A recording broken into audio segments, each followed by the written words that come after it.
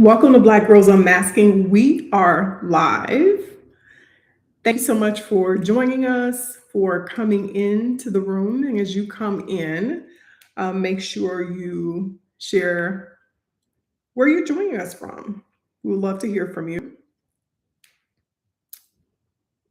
And I'm really excited to share what I have for you today. It's going to be jam-packed. So for those of you who are joining, first of all, make sure you subscribe to this channel.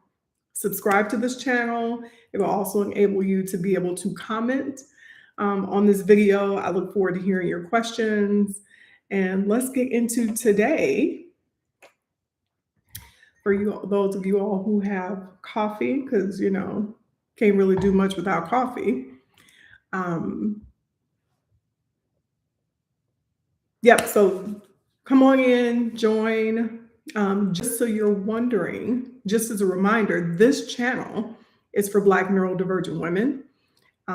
Maybe you are living with ADHD, you're living with autism, OCD, dyslexia, right? The list is not exhaustive, but nevertheless, regardless of what your experience or identity is under our neurodivergent umbrella, I welcome you. And whether you've been diagnosed or not, this channel is for you. So we could probably do a whole nother video on accessibility, which is a whole nother issue, especially in our community, around assessments, around helping to maintain care, therapy, right?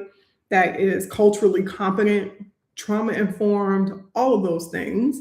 But on this channel, we like to mix it up between a bit of what's going on in the culture, how it ties to us, and then just some real talk about our lived experiences being neurodivergent and a Black woman living in the intersectionality of that. So just FYI, before we dive in, this is not therapy. This is not legal advice. I am not a therapist or a lawyer, but I am a Black woman with lived experience living with two neurodivergent conditions, with ADHD, as well as being on that autistic spectrum. I am a HR consultant now, former HR executive, spending over 16 years navigating corporate spaces, also coaching leaders on how to create inclusive spaces for neurodivergent talent. So today, and on every live, you're getting all of me, right, in order to share with you my perspectives around the challenges that we have in our community, as well as helping you how to navigate that on your terms, right? So today, I'm excited to share all that with you, but just FYI, disclaimer, this is not legal advice, this is not therapy, right? Think about it as a mix of commentary, supportive tips for you, right? And some discussion. And if you have questions, make sure you pop them in the chat. So today, I want to talk about something very interesting that kept popping up. And you know what? Just because even if you found this channel, right, it's very likely you're probably seeing some similar things online as well in regard to advertising. So there are three things I want to talk about today. One is how products, tools, apps, events, all of that is kind of capitalizing in our space, on our demographic right now. Next, I want to talk about, which some of you probably understand and know, what we can't ignore, which is some issues within the Black community, with a lot of the celebs coming out with their different perspectives and showing us who they really are and how that impacts us as Black neurodivergent women. And then lastly, this last one is going to be a big one. So make sure you stick around for this, which is, I don't know if you all heard about, I know it was all over the HR space, but in case you haven't heard, Last year, there was a scandal that broke out between a chief people officer and a CEO of a tech company that was based out of New York, but they were at a Coldplay concert in Boston and things went left. We're talking extramarital affairs, work scandals, all of that. And while we're here not to dig into the gossip of the actual affair, right, and the things that went viral around that, we're here to talk from a lens of how does that impact you when things like that are going on in the workplace and you have people in authority positions that are making these very public mistakes and how that affects you in the workplace. So that happened last year. It went viral. You probably seen the video, whether you're in the HR space or not. But here recently, Oprah did an interview with that chief people officer. And so we're going to dig into takeaways that you all need to be thinking about when you think about who's really in your corner at work and taking a really closer looking eye at the folks who are making those decisions and leading teams, your bosses, who they report to, and how HR um, impacts the decisions that are made in the workplace and outside of the workplace. So we're going to be talking about all those things today. So before we get started, make sure you subscribe to this channel. Make sure you like this video. If you are a neurodivergent woman watching, make sure you like it, subscribe, share it with someone else, another neurodivergent Black woman who you think may think this will be useful for. And also, I also have to give a disclaimer. Anyone here that is not a Black neurodivergent woman, you can stay, you can peek around, right? But your opinions don't really count here, right? This is about us. This is built up for us, by us, and that's what the space is intended for. So without further ado, let's get started. This ad that I kept seeing, which was disturbing my spirit, I have to tell you. This ad that I kept seeing, it's by a particular company. They seem to focus on like communication and specialize in helping people improve their communication. You may have heard the ad that says something like, never start your conversations with, how are you? Or how was your weekend? And so they're saying don't do that, but maybe rephrasing some things instead. Well, there was one particular, actually two, I think it was two different ads from the same company that gave me pause. And I'm like, oh no, see, this is a problem. This is a problem. Because here were some of the things they were saying in these couple of ads. Stop saying and then they would use other filler words to tell people not to use. Maybe if you're forgetting your words mid-sentence. And then one ad, which really was the tipping point for me saying, you know what, I'm gonna have to talk about this, was they were talking about things that align with how sometimes we communicate, forgetting those things mid-sentence, having to talk out details because our brain is literally processing in real time, right? And so sometimes our communication, someone may think of us going all the way around the mulberry bush before we get to the point. The ad literally flat out said, if you're doing these things, it's not ADHD. That sent me over the edge. And so I'm like, this is problematic at best. And so it just reminded me, it triggered me, honestly, thinking about how neurodivergent communication gets unfairly judged. And if you're at any point now or in the past have worked in corporate spaces, then you often will find that unfortunately at some point your communication may be judged, right? Somebody may accuse you of rambling or not being concise enough, or using filler words, right? Being very critical of that. And so I just think about even this is how almost like the barometer is set to tell us that the way you're communicating is wrong. You need to change it unless you want to be taken seriously. right? As if there's just one way to communicate. Who set the standards for these things, really, honestly? And how tools and software and apps like this don't help our story, right? It doesn't help our journey of being accepted the way we are or giving us time to kind of process information. Um, and so these types of apps that are advertising, here's what they're also doing. These companies are targeting you with ads, right? Because I create and I also consume content that's relevant to my lived experience as being a Black neurodivergent woman, right? Even if those areas, even if that content is separate, me consuming content that impacts women, Black people, neurodivergent folks, all of that is the reason why a lot of these companies are able to target us. Um, Back in the day, I used to work in the digital marketing industry. And so I know that when people are running ads, whether that be on Facebook, YouTube, Instagram, all of these platforms tend to rely on pixels, which is little pieces of code that are put on websites. So when people are Googling, when you're Googling things and looking things up, that pixel is able to kind of memorize what's interesting for you. That's why people will say, if you want to know what people are really into and what they really believe and what they're interested in, just look at their algorithm, look at their feed on any social media platform, and you'll start to pull up what's relevant to them, right? What interests them, what they like.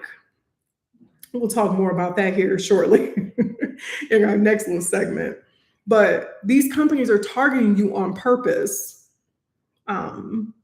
because that targeting gets you interested in their products, brand awareness, all of that.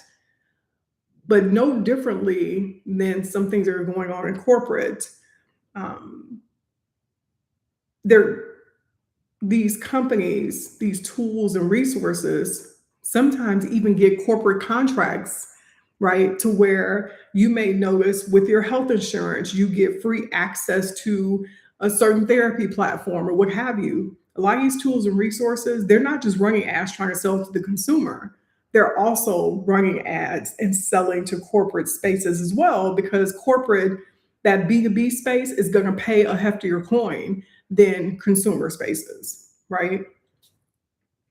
And so here's the thing I want you to be cautious of, as like I said, this ad definitely, I'm like, this is a problem.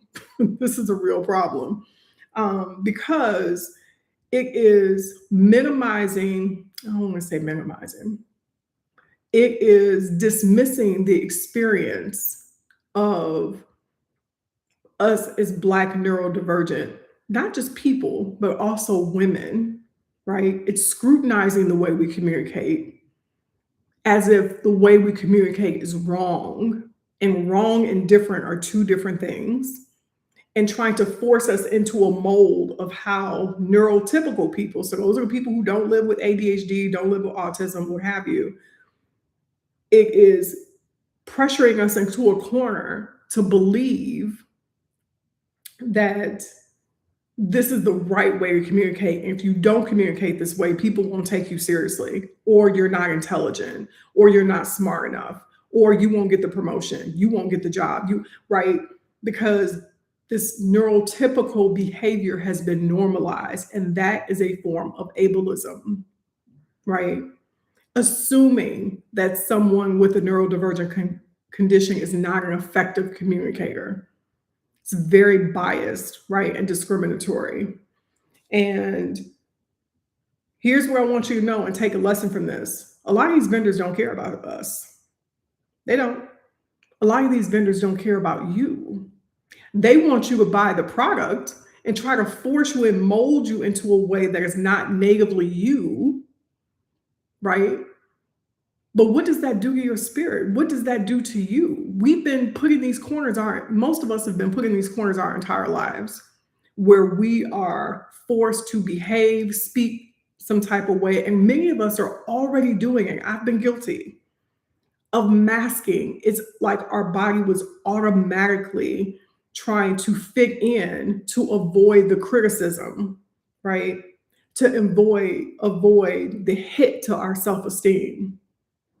that knocks down our confidence in just showing up as who we really are. This is why I get irritated when I hear people say, I don't understand why you just can't show up as your full self, because our full selves were never really accepted in our current society, even in our past society. When I see people who identify with dominant identities, white men, right, who appear to behave neurotypically, when I see them get rejected, I already know it's going to be a problem for me. And I think about one of probably the biggest examples of this is um, Albert Einstein, right? Was He thought very differently. He was super intelligent. And I think about, if you go back and just literally do a Google search, you'll find that his brain was actually donated to science, and it was experimented on, and it was studied, is the right word. And what they found was modern day scientists believe that, based on the studying of his brain, they found that he was likely had ADHD. He likely was on the autistic spectrum. He may have had dyslexia. Like, they found different correlations in his brain to align with what would have appeared as symptoms, right? That align with multiple neurodivergent conditions. But back in the day, they thought he was off in the head because he was different. And I'm thinking to myself, if they thought that way about an 8.5 by 11 man, what do they think about us, right? As Black women who think differently, who spent likely our entire lives trying to fit in between the world of those that dominate around race, gender, um, ability, and even trying to fit in our own communities, because Black excellence may have required that we not take a pause to think about how we want to reflect and say something, that we show up like our 8.5 by 11 counterparts to prove that we're good enough. So these vendors, they don't care about us. And many of them don't. I still have yet to see one that does. And here's the proof in the pudding. Just the fact that ad was approved, that ad was approved by someone who owns that software, who's making those decisions. To be so bold and ignorant to say, if you're struggling with these things, even though these are traits that traditionally align with neurodivergent conditions, it's not ADHD. Someone who's never been in our medical records, someone who has never assessed us, and someone who likely is not even culturally competent enough from a clinical standpoint to understand how those traits show up differently in us than they do in a young, white, educated young man, which is most of what at least autistic research is done on. Then how do you fully understand us? You don't. They don't understand us. And if they can't understand us, how can they properly assess us and treat us? They can't do that either. They would have to be intentional about studying us, understanding us, doing more research on us. But yet we're still missing from the equation. So, and the irony is, many of these employers will partner and add these tools and resources and platforms as an extension of their benefits package. But then at the end, to attract and retain talent, and appear performative. But at the core of it, and I've said this in a previous video, they really don't want to change. I've seen it firsthand from the perspective of HR and from the perspective of the employee. That resistance to change is very real. And we're going to get into a discussion about that here shortly. So if you're just joining, welcome to Black Girls Unmasking. We are unpacking some tools that are marketing to us really heavy, but yet are performative, that really don't want to see us. They want our coin, but they don't want our struggle. They don't want to understand us. And I don't know about y'all, but for me, I'm holding my coin until I see evidence that you really want to ride with us. That's what I'm doing. So it's performative at best, traumatizing, if not more, at worst. So be very careful about these tools, resources. Another thing I keep seeing along with ads like this is different platforms and coaches um, advertising to us around ADHD in person and virtual events. Let me tell you something about these events. They are so ashy, meaning they are so ashy, meaning we barely see people who look like us.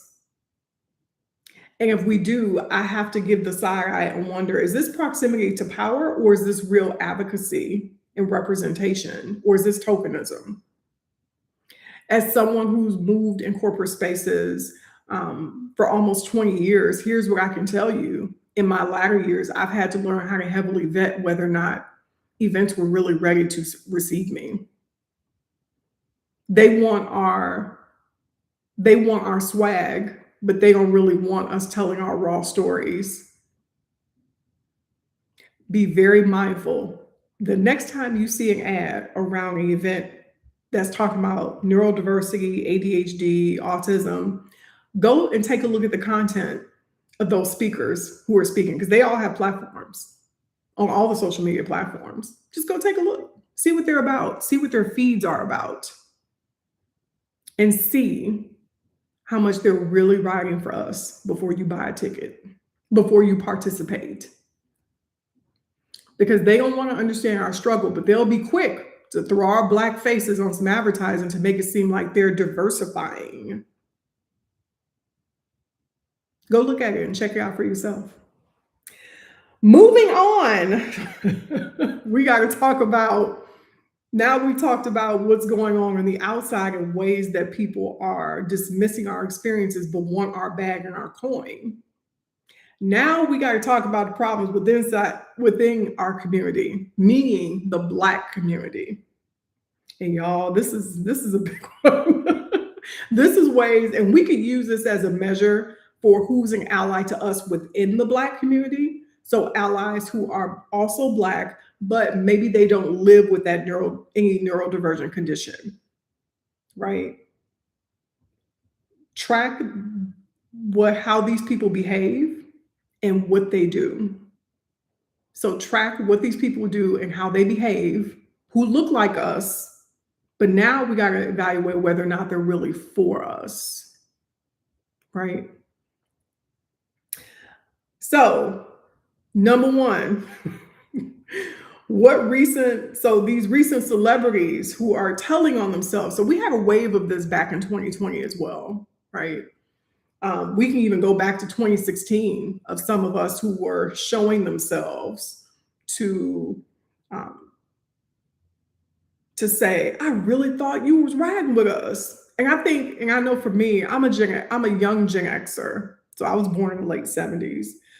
And I can remember up until just a few years ago, really learning to separate the artist from the person, right? I think sometimes, and there's a term for that, and I forgot. So if anybody knows or remembers this term, feel free to drop it in the comments in the chat.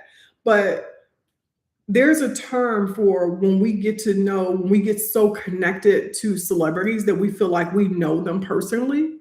And I think that's why sometimes celebrities coming out saying that they're supporting particular political agendas that clearly don't align with Black and brown people or marginalized people. I think the reason why we're so shocked is because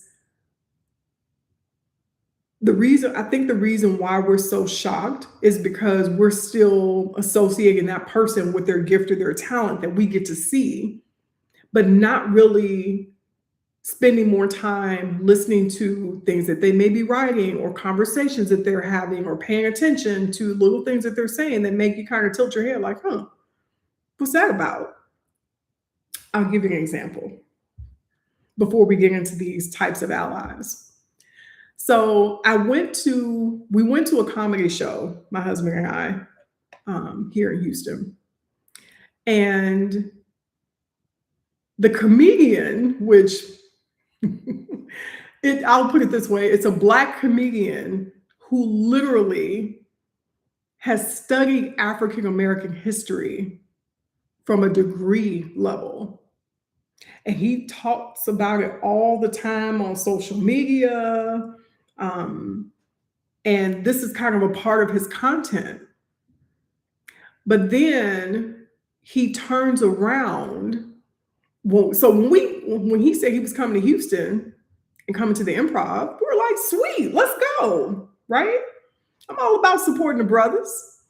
So we go to the comedy show, and this was right after the 2024 election, mind you. So just to give you context. And the things that he said, joking Kamala Harris, basically dismissing the pronunciation of her name, which we know is a big deal. And as Black women, unless you have a traditional name, and even if you do, you probably know at least another Black woman and people mispronounce her name, right? Or at least misspell it. I get more T-A-M-I-K-A's than I do T-A-M-E-K-A's, right? Or mispronunciations of it. And literally said, so what? He won. What now? Completely different than the persona he was given online. And here's the kicker. I don't know if all improvs are like this, but the one here in Houston, you are not allowed to film, and they will escort you out if they find you filming and doing more than just taking pictures. And some shows will say there are no pictures at all. And he was showing himself. I was so pissed. I was almost close to walking out. And I said, no, I want to sit here just so I can hear what the rest of what he was saying. And I was so disappointed. Broke my heart. Do you hear me? Because out here on these streets, he's acting like I'm for my people. But then when we got behind the scenes, he really minimized the impact of that election. Even though the night of the election, he was on somebody's platform providing political commentary as if he was supporting Harris. You know what? You can have critiques about her political views or what have you, do all of that. But it came out very misogynistic, and like you're attacking her and dismissing the reality that we're actually living in now, fast forward 2 years later. And so when I think about how we have to be very careful who we connect with, who we consider an ally in our personal lives, but especially at work, because sometimes you need to take a closer look before you label someone an ally. And that's going to matter because you have to have a support system walking this walk. I know for me, I thoroughly enjoy when I do spend time by myself. I do. And I've denied that for myself for so long. But now I love it when I do have that time by myself. But I also know in order for me to continue to progress in my journey and accept and continue to embrace and accept the identities that I live with, ADHD, autism, right? Living with those two conditions together that have literally answered questions I've asked about myself my entire life. I also know I need a support system. I need a crew. Right? And it doesn't have to be a big crew. My mom used to say that all the time. You don't need a whole lot of friends. You just need not even a handful that are for real for you. And so even in the workplace, you don't have to have a crew of people. You just have to have the right people that are a support system for you. So these are the type of allies you need to be mindful of. The first one, chilling, girl. I was like, what in the, it's like you're surprised, but you're not surprised anymore, especially in today's environment to where it's like, nothing surprises me anymore. But I was just like, oh, are we really doing this? Are we really doing this right now? And I'm like, you know what? Let's go ahead and do it because I would rather know. I would rather know where you stand clearly than me have to wonder.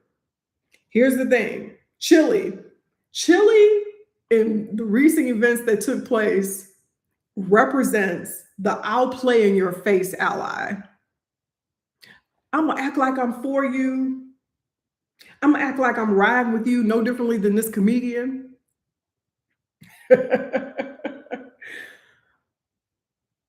But at the end of the day, I'm not really for you. I'm just pretending I'm for you. Because I don't want you to call, I can't afford for you to call me out literally. So, of course, y'all know it was discovered that Chili donated to the Orange Dis-ease. That's what I call him. I can't even say his name. Multiple times, but said she did it on accident. She thought she was donating to efforts to with sex traffic to prevent sex trafficking, to support veterans. Like, who does that by donating to a political campaign? Apparently, there was no, according to sources, um, like Jamil Hill and people who are like journalists who have sources and was able to verify, right? Because here's what I do know. I remember having a client that was actually a political candidate many years ago. It's probably close to 10 years ago now. And I do remember this, that the invoices had to be detailed, right? They had to do vetting to make sure my business was legitimate because donations to political campaigns are highly regulated. You cannot just do what you want to do with that money. It has to be tied to efforts to the campaign. And those invoices needed to indicate how my work was helping with this campaign because she could be audited at any time and get into serious trouble misusing that money. So for that reason, it is very clear. There's no mystery about what money is coming into your campaign and what is going out of it, right? And so she accidentally donated to the Orange Disease several times. Accident, Chili. Now, no, girl, you guys know we're more intelligent than that.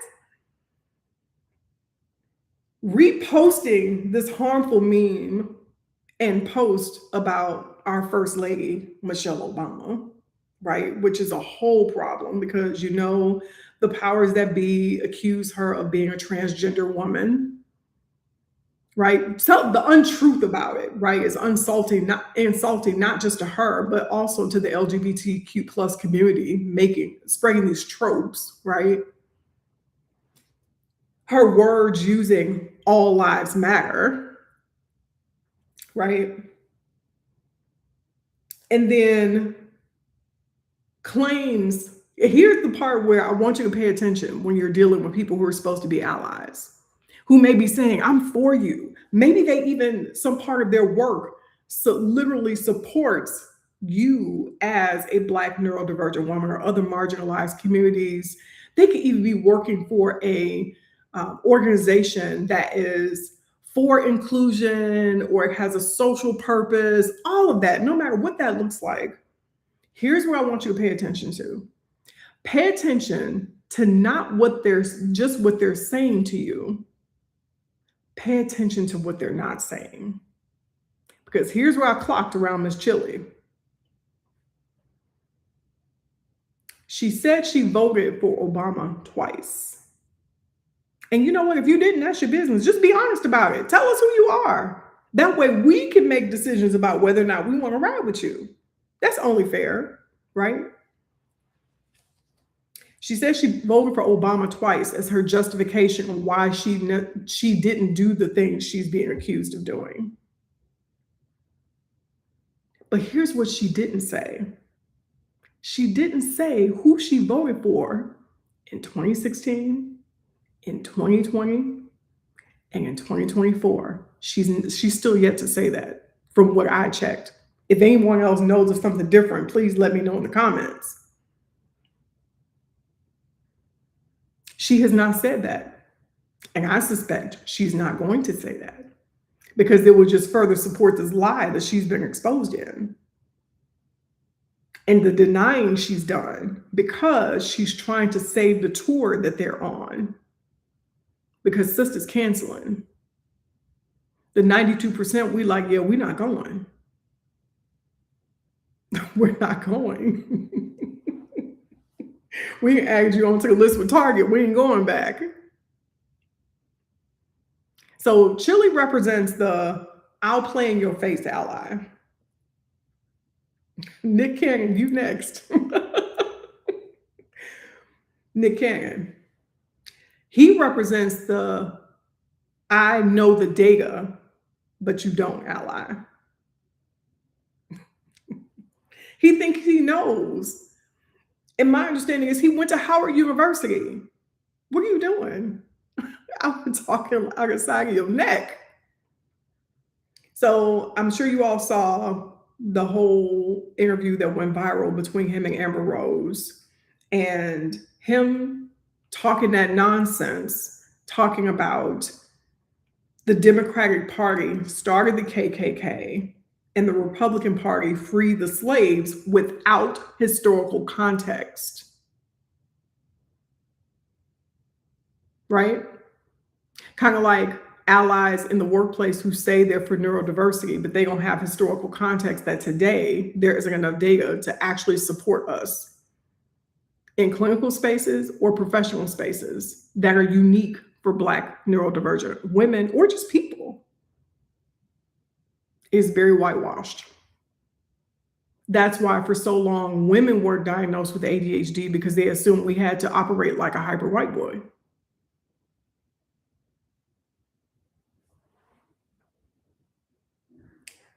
So using this information, using a slither of truth from the past without giving historical context, because here's what your girl knows, right? And you can Google this too, and other people have chimed in on this who actually have more heavy historical context and can educate.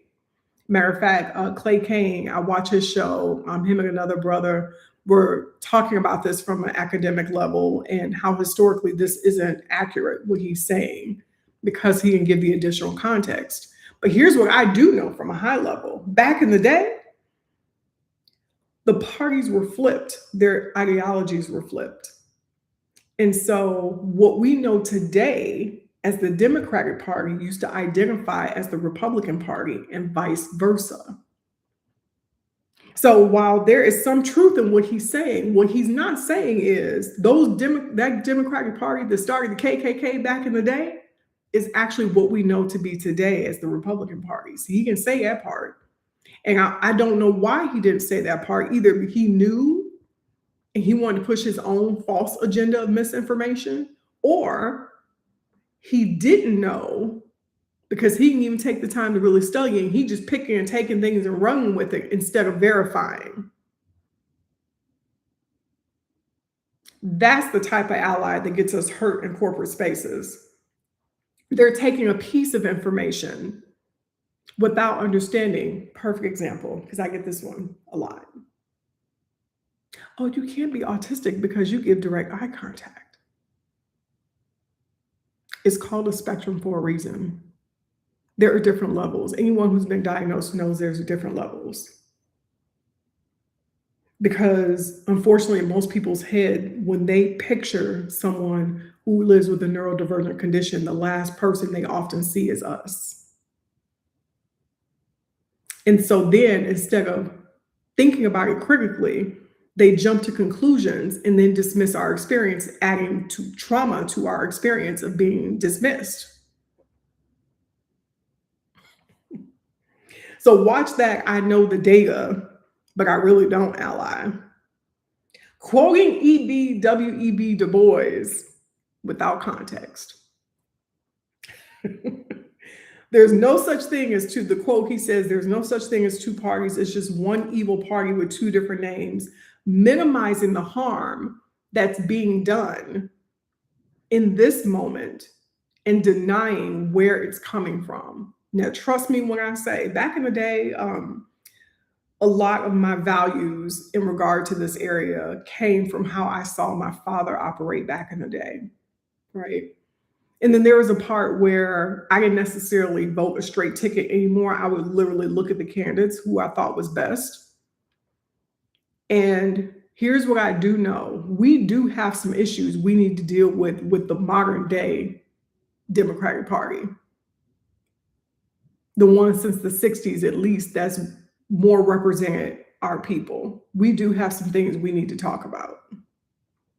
But here's what I also know. What we're not going to do is sit back and try to blame one side for what we're in right now. And so by him using that, I'm like, this brother has a problem. And then the last thing that really tells me he has some growing up to do, and that he's the ally that will take some of the information and use it, but then won't really walk it out, and it's not living it out, is saying he leans more towards conservative values, but brother, you got 12 kids by 6 different women. How you do that? These are the people in the court, and there's somebody, as I'm describing these people, there are people in your workplace or in past teams that you've worked on, past places, or even current employment places that you work at. As I'm describing these people, there are some images of folks coming in your head. You know exactly who that is in your life. Watch them. Watch them. They're saying they're an ally out of their mouth, but what is their action saying?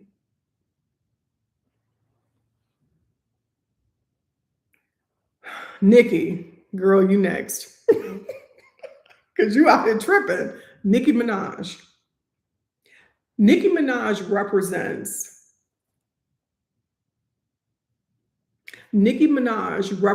the I'm going to save myself, even if it means harming my people ally. That's what she is.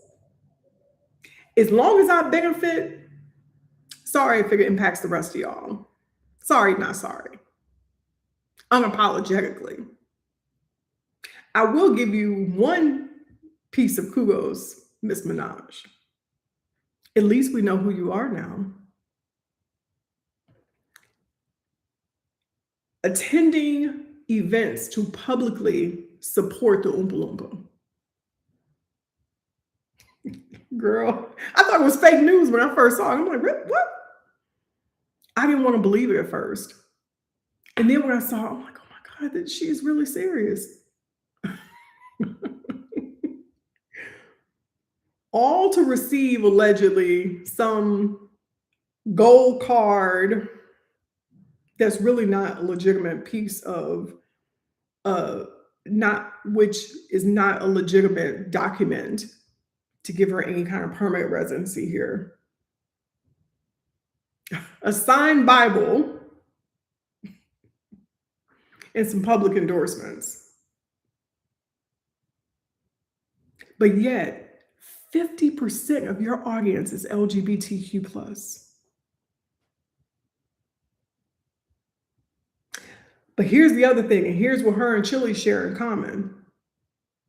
You're actively participating with people.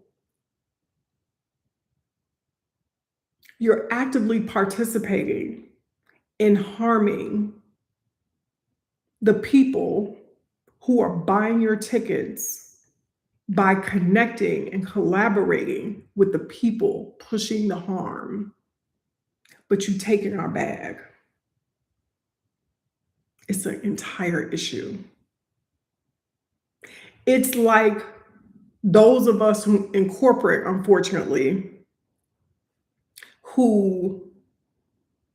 it's unfortunately like those of us in corporate who will excuse any discriminatory behavior against women, racism, homophobia. They will support anything as long as they get to keep their bag. And here's the blanket line excuse that you usually will hear. Well, you got to play the game, not if it hurts my people. not if it hurts my people, because it enables the bull crap that's going on right now to keep going on. Not. No, sir. No, ma'am. Not on my watch.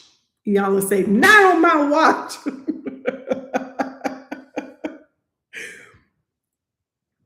But 50% of Nicki Minaj's audience is LGBTQ plus. But you supporting this bull crap and then taking their bag. I can't even feel sorry for you. Because history has shown us that people like the person you're supporting will use us for tokenization. And then when they're done with us, they throw us away. And then when they ultimately benefit for the garbage you help them do, where are we? Where do we usually end up? Look at historically who he's associated with that came from our community and what happened to them. Where are they today? How are they benefiting? You next, sis. You're next. So as I'm describing these types of allies, fake allies, I'm telling you now, take a pause before you confide in them. Don't just automatically bring them along. Pay close attention to what they're saying, what they're not saying, and most importantly, what they're doing. Particularly what they're doing behind the scenes where no one can see, and what they're doing in front of you and everybody else, and see where the correlation, where the difference comes into play. And then ask yourself, how does this benefit me? How does this support me? And how does this keep me safe? There's your answer about whether or not that person is an ally for you. Because allyship is more than just optics. Much more than just optics. It's a verb. It takes action, public action.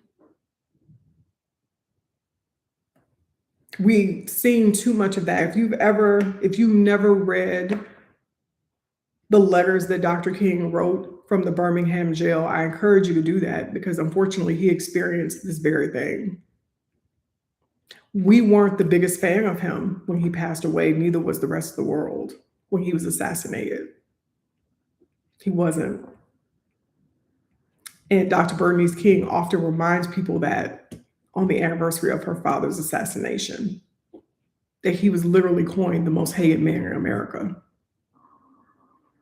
And in some cases, we were some of the biggest betrayers of him, along with the white progressives who said that they were supporting him until he got locked up. Pay close attention. This stuff is still, when I read those letters, I read them for the first time a couple of years ago, no cap. And what I did, I said, oh my God, we're still dealing with the same stuff today. The same stuff.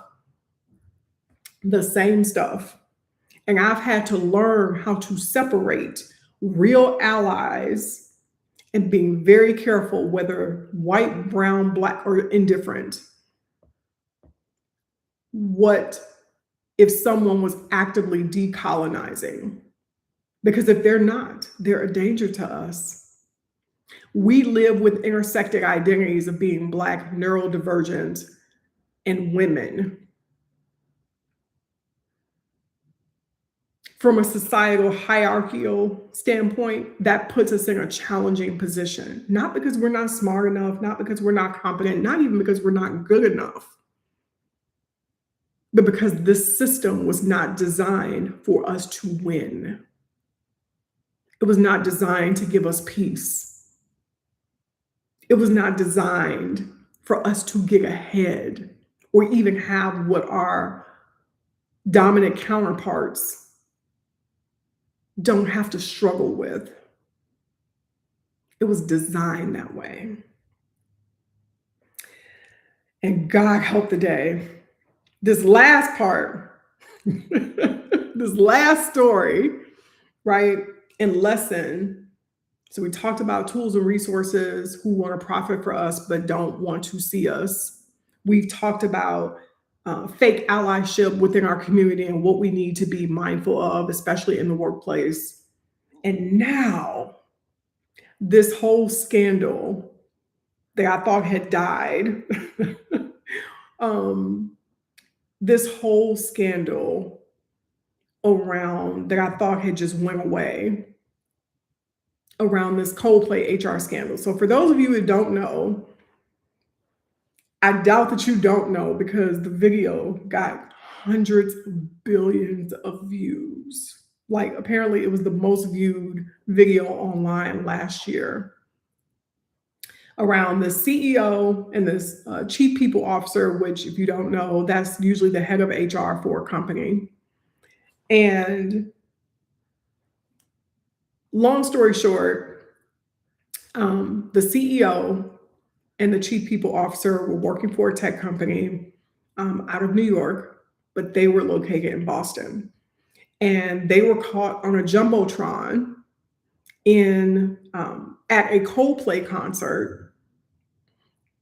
And out of all the people in that stadium in Boston, out of all the people, the chances. You ever went to a live event and wanting to be on the jumbotron, but then they just pass you up. They go to the person next to you. They go to the person across the way, right? The chances are not very common that you're going to get highlighted on the jumbotron. And if you do, it probably won't happen every time you go to an event. But for those two, that was their lucky night because they ended up on the jumbotron and the CEO was kind of behind, standing almost like on a bleacher stand above her. And he had his arm around her and they were kind of swaying back and forth. And as soon as the jumbotron came on them, it looks like she saw it first and kind of did like this, and then he ducked and turned away. And the lead singer of Coldplay said they're either shy or having an affair, which I thought was like the stars couldn't align anymore perfectly, that the chances that people would see you. So from there, just you can go look and go down the rabbit hole. Things just kind of spiraled. The video ended up on TikTok. They were identified as to who they were, the company they worked for, and then come to find out both of them were still technically married. And now it looks like this affair, right, has gone viral online and exposed randomly at a Coldplay concert. And I'm like, oh my goodness. So if anybody's on LinkedIn, which I have been avoiding like the plague these days, it continued to blow up. That's where I first discovered it because at the time I wasn't on TikTok. And so this whole scandal unravels, right? Things come out about the CEO's marriage, around the chief people officer's marriage. They both end up leaving the company and losing their jobs, like yada, yada, yada. So fast forward, that was last summer. And I do remember there was, which I haven't read yet, there was a New York Times article that the chief people officer she was interviewed. White couple. The CEO was white man. The chief people officer was a white woman. She was interviewed by the New York Times in late fall of last year, around December. So Oprah gets the one and only, they say, the one and only exclusive interview with this chief people officer. She was recently on her podcast. And so I said, I got to watch this to see what she has to say. So here are my takeaways from that conversation that she had with Oprah. This wasn't just personal. This was about power, right? And I want to directly connect this to how this may be impacting you all. Situations like this can impact you all in the workplace. I'm going to plug up my laptop because my juice is getting a little low. So, she kept trying to separate the relationship from the workplace. And what I find so ironic about this is if you've ever worked in HR, that's not happening. There are reasons why in many companies there are no fraternization laws or whatever, because those lines get blurred very quickly. And she kept trying to separate this emotional relationship they had developed, saying it wasn't going to impact her judgment. But yet they kept hiding the fact that they had developed feelings for each other. Now, just for context, they worked for a tech startup. They had just raised a crap ton of money. And if you've ever worked in the tech environment, you know usually a lot of hiring is done and you are working a lot because investors want to get their return on investment. And the goal of raising this funding is to support the product growth, development, so that you can get profitable, right, quickly. So you're working like a runaway slave, literally. And it is only natural, I do understand, it's very natural for that CEO and chief people officer to work very closely together. They're spending a lot of time together. You're going to either really like that person or you're going to really hate them and be annoyed. But this emotional intimacy started growing inside of this power structure. And she was trying to coin it as being personal and it was separate. And I'm like, but if it was that simple, which she knows it's not, she has to know that now. If it's, or maybe she doesn't, but you have to know leading HR that the reason why some of these things are put into place is to keep power structures from getting blurred with personal that impacts the business. So apparently, at some point when she said that her and her husband were separated already, and he said him and his wife were also separated. That's what she said in the interview. Apparently, that was not mentioned in this article that was written in December. I don't know because I haven't read it. But here's what I will say. If it wasn't a problem, then why did you all have a plan to go to the board to try to restructure reporting? If it's not a problem, just tell everybody we're involved and see how that works out for you. So already I'm giving her the side eye because you're trying to justify what happened. It's very clear. Boston is a part of a major tech hub that connects to New York. Go find another job if that's who you want to be with. It's another startup that's growing. Go find another one. But she chose not to do that. And they chose to continue. So they apparently had this plan to go to the board to reposition structuring. However, at that point, at least the point of the concert, they hadn't gone to the board, even though they were supposed to already have this plan. Pay attention to how this is being dismissed now. So these boundaries are already blurred. Because if you don't think that you're going to be involved as a chief people officer and a CEO, that you're both still technically married and you're having an affair, at least emotional at this point, and that when an employee comes to you with an issue that they may have about the CEO, you don't think you're going to feel some kind of way about that? Because personally, you're entangled with this person? Are you going to be able to act objectively? And I'm not saying 100% that you can't. It's just very unlikely that you will. We are human, right? That's why those relationships are often not allowed. If this was another person, another set of employees where there's a power dynamic where an executive was involved with a lower level employee, you probably would feel differently. If you've worked in healthcare, you know it is very much discouraged for physicians to get involved with lower level employees. It's for a reason. She said as they developed the emotional relationship, they felt and found that they were both going through a separation, they found a safe space for each other. Isn't that nice? That's not the same thing as ethical leadership. As a matter of fact, I would say at that point, the lines were already blurred.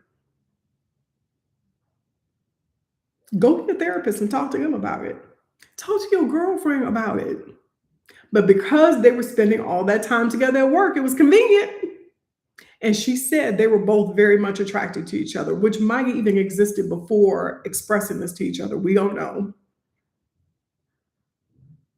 Yes, two people can be emotionally vulnerable with each other, but when that developed between senior leaders and people that have power dynamics in their position, the advantage in power dynamic positions, like people who work in HR, that's a big problem. This relationship could be leveraged for either benefit. It's not smart and it's not ethical. Because if it was ethical, you wouldn't need a plan to go to the board about restructuring to try to justify your position. And who is doing that? If that was one of us, I could promise you, ain't no restructuring going to happen. They can ready to let you go along with the leader you're involved with. Or at the very minimum, somebody has to leave.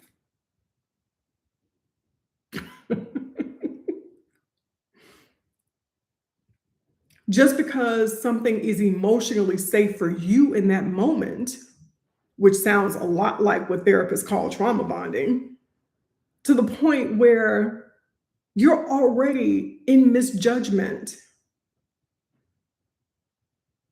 Because it could have been just as simple as one of them going to get another job. And I know at an executive level, it's not this quick turnaround. But if you're really serious about having a future with this person, maybe that's something you need to consider. Assuming they were already separated from their spouses and they grew an interest for each other.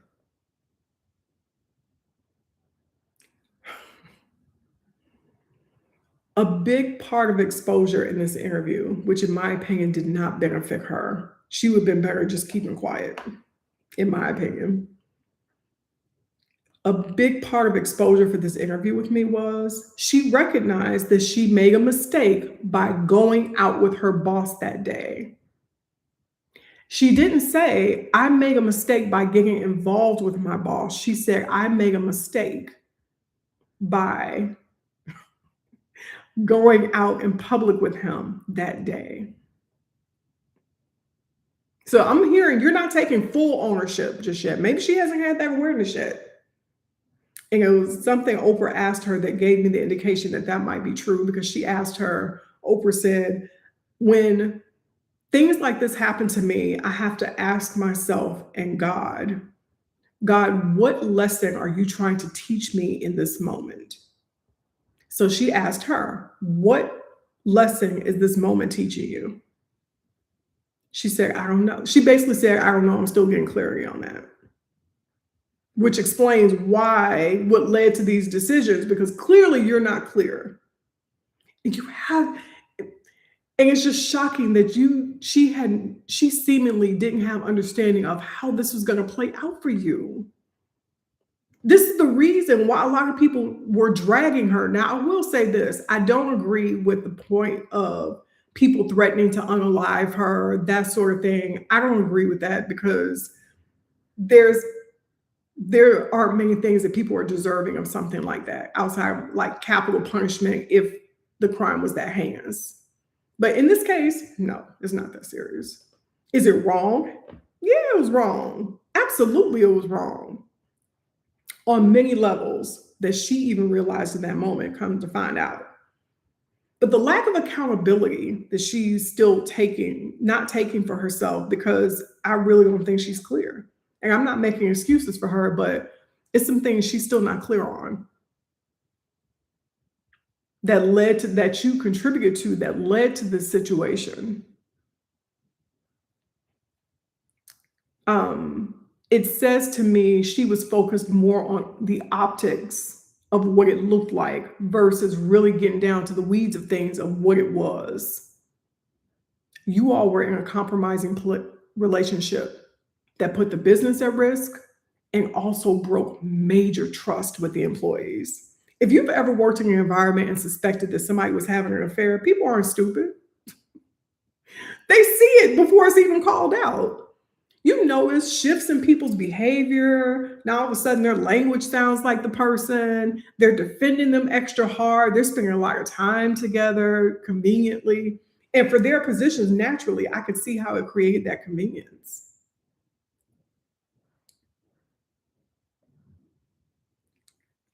So yeah, the lack of accountability that was there and the fear that might have even been felt with the employees seeing, there's not a complaint that an employee might have felt comfortable coming to about either one of you because you were already in relationship with each other.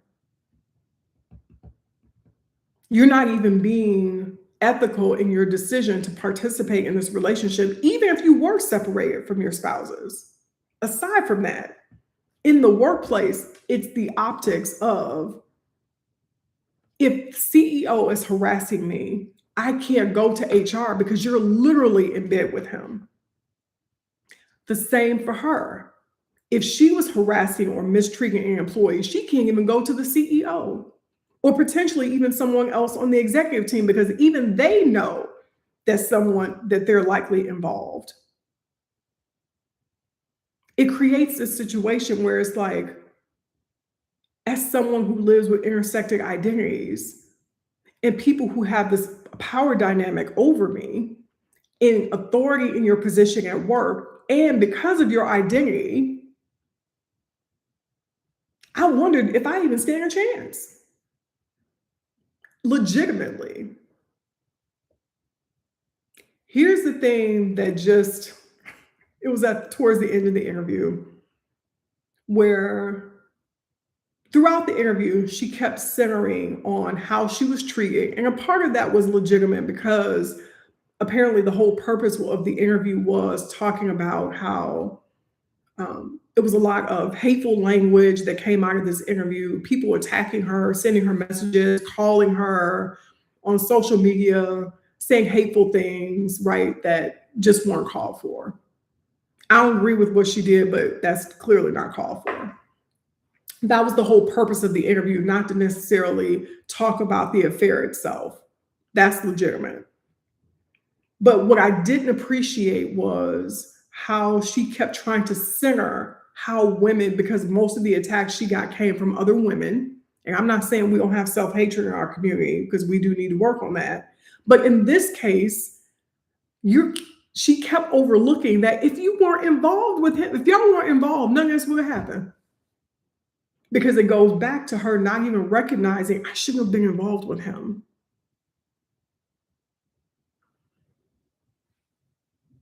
So she's centering how she wants to see women treat each other better, but sidestepping the harm that she was even contributing to herself. So if you follow the story at all, go and watch the interview and then go out and find the commercial, the ad that Gwyneth Paltrow did for the company Astronomer, because that's who they were working for. And see, like, it's less than 2 minutes, the video that she did. And this is the company's way of responding to the backlash that came after this affair was exposed. And they used Gwyneth Paltrow, which ironically enough, she used to be married to the head singer of Coldplay. So there was a whole play on that, and used that video to position her as a temporary brand ambassador, and that was promoting some other things she was doing to try to get people away from the attention of the affair and kind of get back to business as usual. In my opinion, I thought it was hilarious. Smart play on the PR team and the marketing. It was smart from a business perspective. For those involved, I could see how it could sting. But apparently, while she's talking about how we need to treat each other better, which we do have some opportunities there. She also, in the same moment, at this point in the interview, towards the end, said, because Oprah asked her,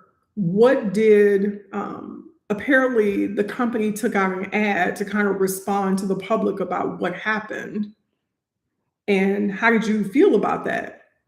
And she said she went immediately in on Gwyneth Paltrow. I don't know Gwyneth Paltrow personally. I've seen her documentary around Goop or whatever. I can't say that I'm a super fan. Obviously, I've watched movies she's been in, right? But she immediately went in on Gwyneth Paltrow after saying, I want to see women treat each other better. And assumed, almost like she was talking as if she assumed Gwyneth Paltrow went after this opportunity to do this ad, which I seriously doubt because she had no reason to. Her company wasn't in trouble.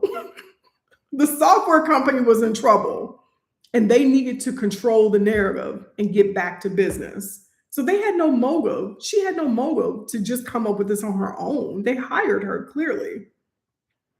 And saying she was really disappointed because her brand is built on uplifting women and women positivity, and then she go and do something like this, and how Ryan Reynolds produced it, and his wife went through something at work, which actually was around harassment, and tried to relate that as to why this was harmful towards women. But yet, then Oprah said, so I called Gwyneth Paltrow and basically asked her about her participating in this. And Gwyneth Paltrow said her understanding was the company said that both the CEO and chief people officer had signed off on it. And she said, had she known if there was anything different, if that hadn't happened, she wouldn't have done it. And Oprah asked her, did you know that? And she literally said, Gwyneth told me that. And then apparently Gwyneth Paltrow tried to follow up with her in an email. And Oprah said, according to Gwyneth, she had not responded to her. So you already sit here, you're talking about on one breath, women need to stop dragging each other and treat each other better.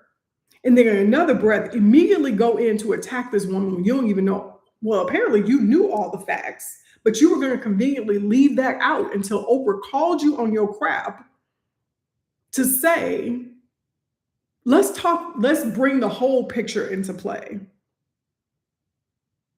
But you weren't, I believe if Oprah had never asked her that, she would have never brought that up. And now I'm looking like, oh, so you're here trying to get people to gain sympathy for you, but you're not willing to tell the whole truth. I'd rather you just say, you know what, I got caught up with him. And I'm thinking about the employees. I would love for somebody to interview the employees. I know they probably have been silenced, right? And sign non-disclosures. You can't talk about this publicly. I'm sure that's probably what happened. So we'll never know. But I would love for somebody to talk to the employees. Because I'm just thinking, how in the world could they feel during all of this? And I do remember there were almost like some Q&A associated with this ambassador ad. And they I want to say that I remember them doing a response on the website saying they talked to the employees or whatever. And it was a lot of other things that came out of the interview, but I won't go into it. But here's the bottom line around this whole situation. All of this drama involving the CEO and the chief people officer of a company that has employees, that may even have marginalized employees. And if I'm from the outside looking in, seeing the power dynamic between people who literally have hierarchy over me in society in regard to gender, for some of you all, sexual orientation, race, all of us ability, right? If someone sits higher on the societal hierarchy in all of those areas, and they jumping through these hoops and playing these games and dismissing the reality of what's happening and justifying bad decisions, what do you think is going to happen when you go to them about your complaints, about your experiences around things you would like to see change? Now, I'm not saying being silent is the answer.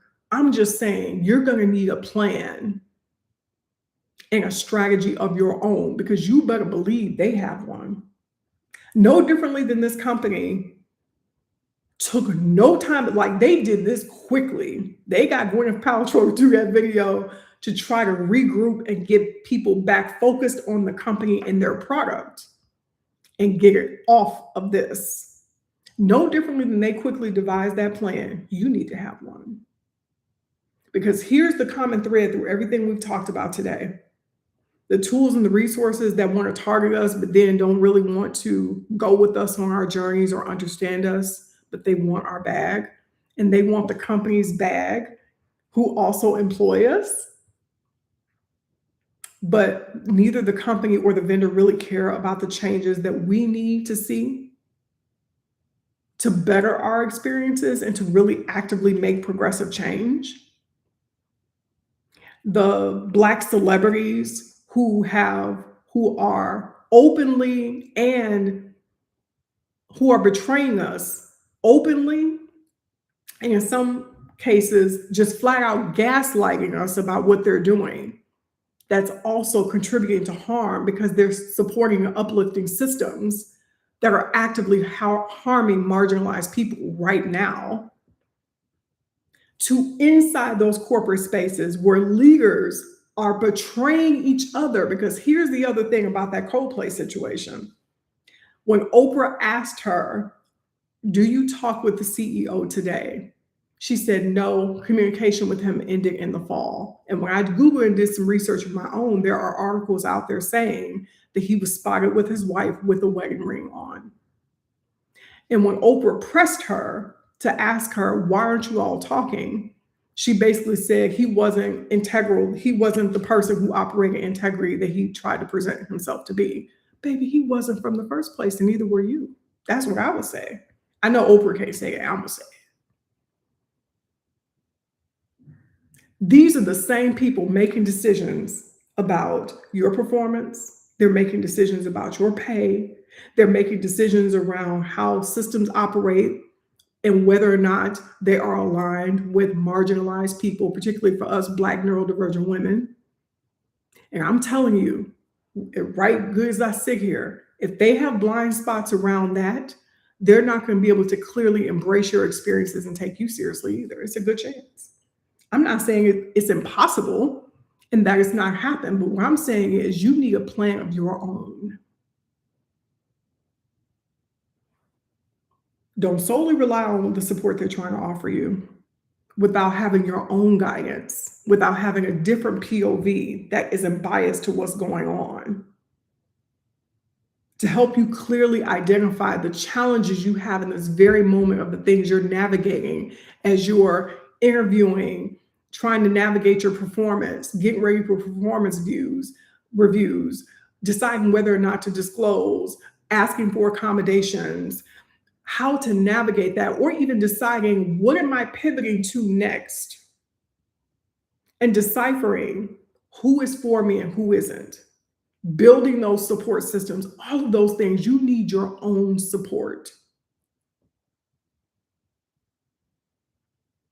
You need a plan.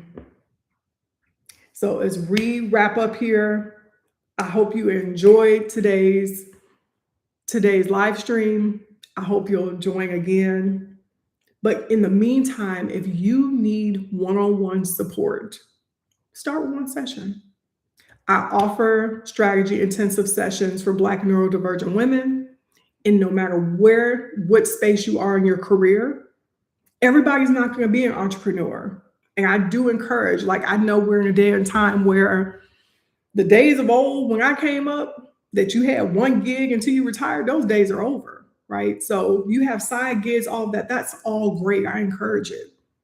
But for those of you still needing to earn the majority of your income right in this moment from a job in corporate America, and you're a Black neurodivergent woman, you need some support, because I can promise you, based on this drama we're seeing, it's a good chance that the people inside of the organization you're working with aren't going to be able to support you in the way that you need it. You need someone else that you can go to that knows how the inside of that system operates, that can help you navigate that, almost like your invisible support behind the scenes. So if that sounds like you and you have questions, you want one-on-one personalized support, check the link in the comments to this video, schedule a call, and let's really get clear about what you need. For now, leading into the future until you make your next pivot, whatever that looks like for you, because it's not black and white. No pun intended. It's not black and white. It's not just a one and done. It's not just a cookie cutter solution. I'm going to copy and paste what someone else is doing. That might not work for you. You need personalized guidance and support. And that's what I'm here to help you do. So if you need that, check the link in the comments of this video. And thank you so much. It is my pleasure serving and being here for you and growing this community. And don't forget to make sure you subscribe to this channel so you don't miss the next time a video drops, whether it be live or otherwise. Make sure you like this video. That way you let YouTube know you want to see more of this, right? And it gets out to more people and we grow. And if you found this helpful and you know another Black neurodivergent woman who could use this, make sure you share it with her. So until next time, I'll see you. I'll see you in the next one. Thanks so much. And let's keep unmasking together. Bye.